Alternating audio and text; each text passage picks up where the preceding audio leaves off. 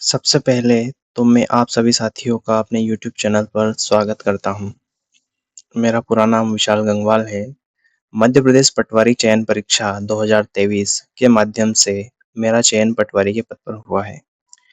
तो इस वीडियो को शुरू करने से पहले मैं आपको कुछ डायमेंशन बता देना चाहता हूँ, जिसके माध्यम से आपको ये पता चल सके कि इस वीडियो में हम समझने क्या वाले हैं या हमें किस चीज़ की जानकारी मिलने वाली है। तो उससे भी पहले मैं एक चीज़ और क्लियर करना चाहता हूँ, जैसा कि थंबनेल में दिख रहा है कि secrets of my success.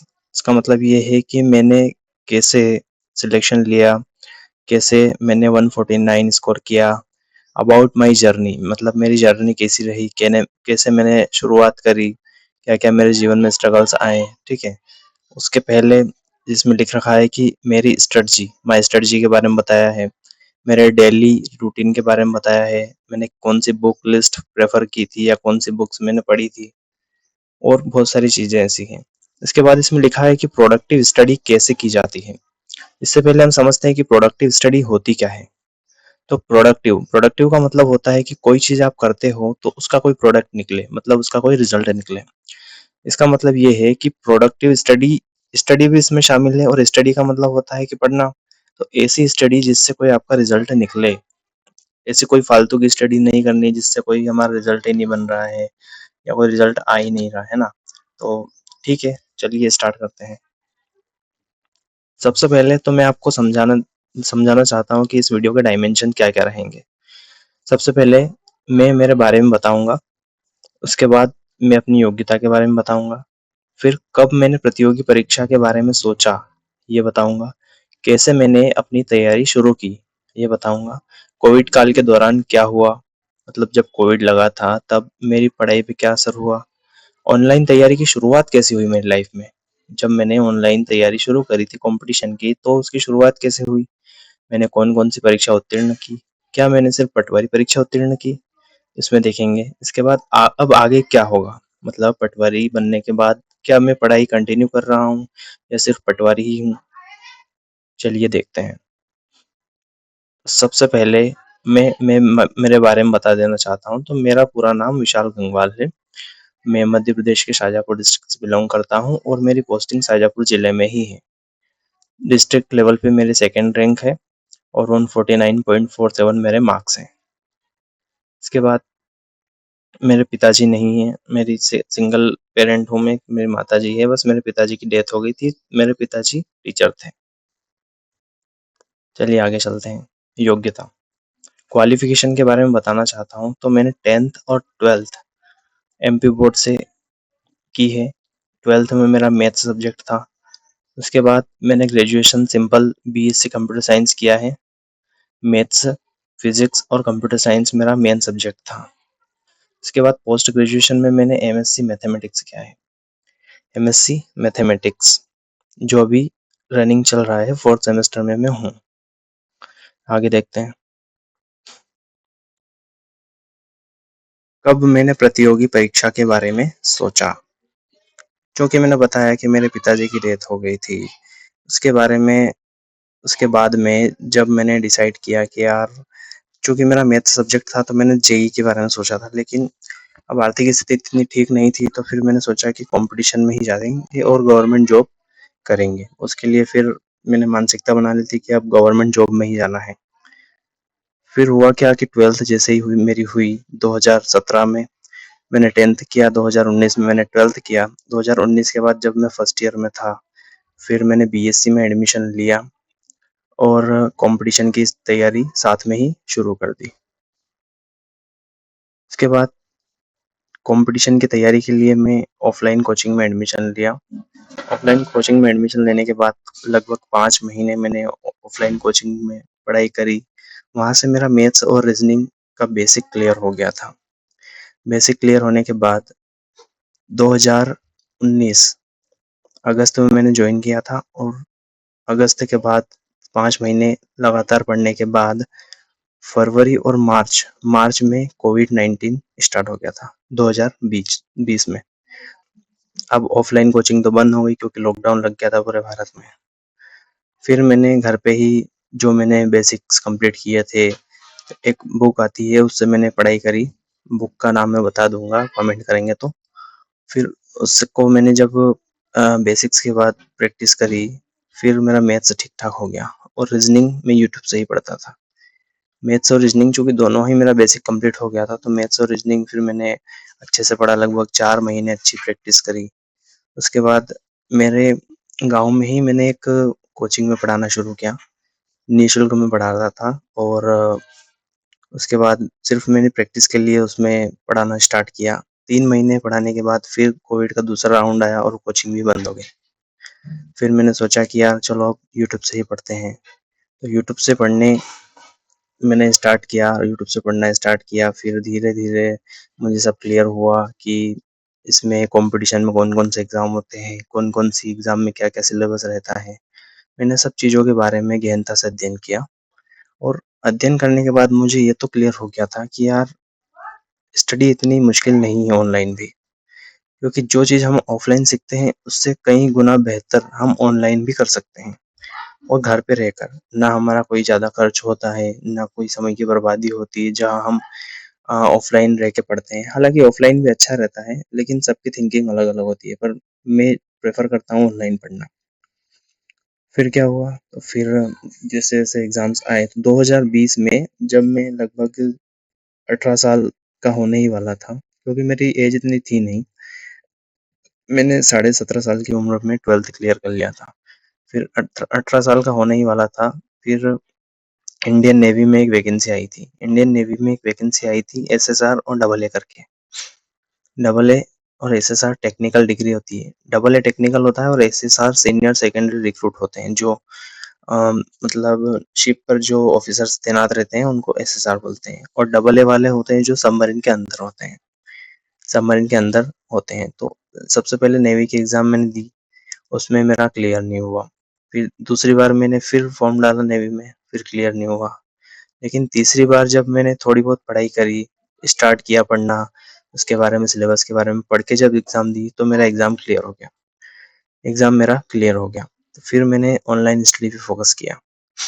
19 start हो गया, तो फिर पॉइंट भी आपको क्लियर हो ही गया होगा कि मैंने कैसे अपनी तैयारी शुरू की।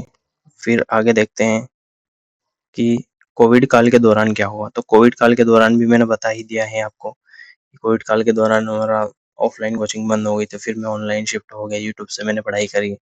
उसके बाद ऑनलाइन तैयारी की शुरुआत कैसे हुई, ये पॉइंट भी मैंने क्लियर कर दिए हैं। इसके बाद मैंने कौन-कौन सी परीक्षा उत्तीर्ण की, अब बात करते हैं उनकी।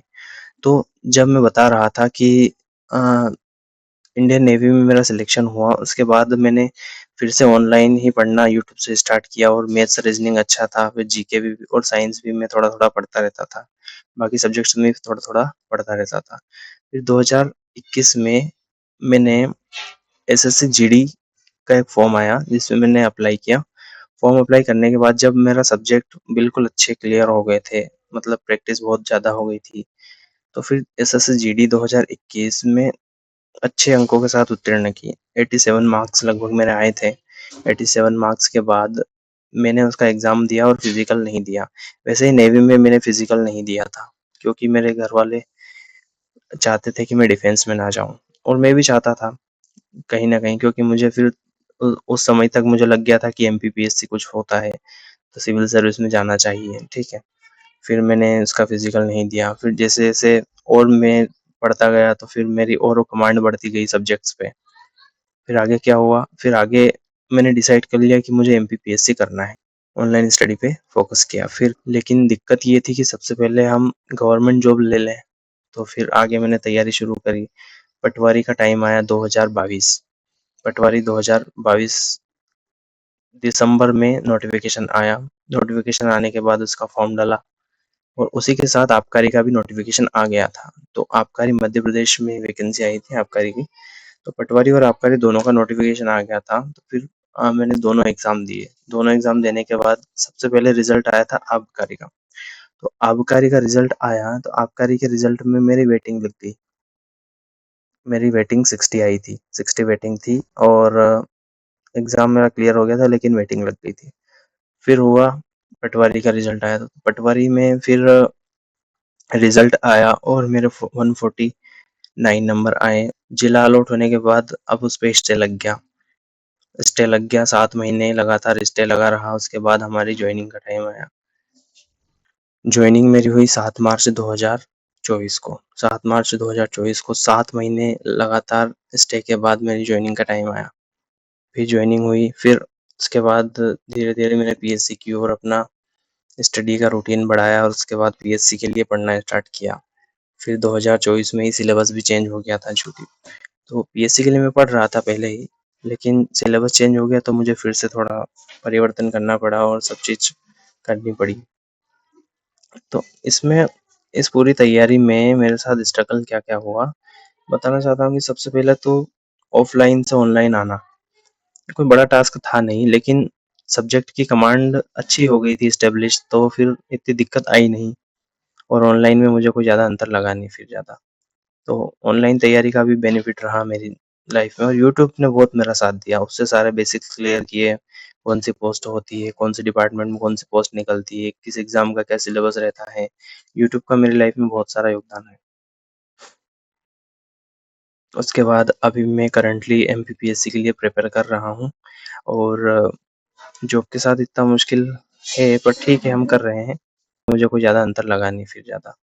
तो ऑनलाइन तैयारी का भी बेनिफिट रहा मेरी लाइफ में और यूट्यूब ने बहुत मेरा साथ दिया। उससे सारे बेसिक्स क्लियर किए, कौन सी पोस्ट होती है, कौन सी डिपार्टमेंट में कौन सी पोस्ट निकलती है, किस एग्ज़ाम का क्या सिलेबस रहता है। यूट्यूब का मेरी लाइफ में बहुत सारा योगदान है। उसके बाद अभी मैं करंटली एमपीपीएससी के लिए प्रिपेयर कर रहा हूँ और जॉब के साथ इतना मुश्किल है, पर ठीक है हम कर रहे हैं। एमपीपीएससी 2026 मेरा टारगेट है और उसी के लिए मैं प्रिपरेशन कर रहा हूँ। अभी मैं मेंस पढ़ रहा हूँ। उसके बाद जैसे ही मेंस पढ़ूँगा तो उसके साथ प्री तो वैसे भी कंप्लीट होता ही जाएगा।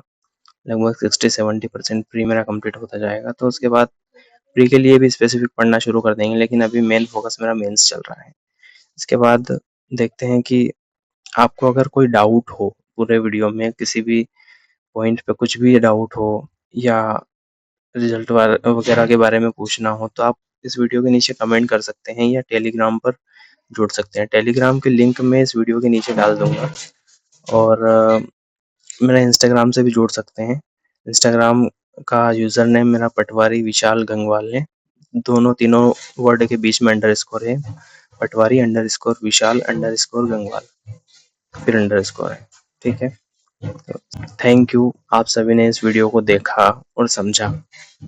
कैसे मैंने शुरुआत की, क्या मेरी लाइफ का स्ट्रगल रहा, सब कुछ आपने देखा, उसके लिए आपका बहुत-बहुत धन्यवाद। इसी के साथ चैनल को आप सब्सक्राइब कर लीजिए, क्योंकि एमपीपीएससी और अदर एग्ज़ाम से संबंधित सभी जानकारी के लिए इस चैनल को सब्सक्राइब कर लीजिए। कारण ये है कि अब मैं एमपीपीएससी की एक सीरीज़ लाने वाला हूँ। एमपीपीएससी से संबंधित एक-एक डाउट को मैं क्लियर करूँगा कि एमपीपीएससी में कौन-कौन सी पोस्ट होती है, क्योंकि मैंने खुद ने पूरे यूट्यूब पर देखा है कि एमपीपीएससी पोस्ट से संबंधित कोई ऐसी वीडियो नहीं है जिसके बारे में पूरी जानकारी मिल जाए। मैं कोशिश करूँगा कि सारी जानकारी मैं अपने चैनल पर डालूँ और हर एक पोस्ट के बारे में क्लियर भी करूँ। एमपीपीएससी कौन-कौन से पोस्ट पर सिलेक्शन करवाता है और अदर एग्ज़ाम का भी करेंगे। ऐसा नहीं है कि सिर्फ एमपीपीएससी से ही चलेंगे। अदर एग्ज़ाम के आप जैसे-जैसे कमेंट करते जाएँगे, आपकी जो भी नीड रहेगी उसके हिसाब से हम वीडियो लाते जाएँगे। ठीक है? तो उसके लिए आप चैनल को सब्सक्राइब कर लीजिए। चैनल का नाम है पटवारी विशाल।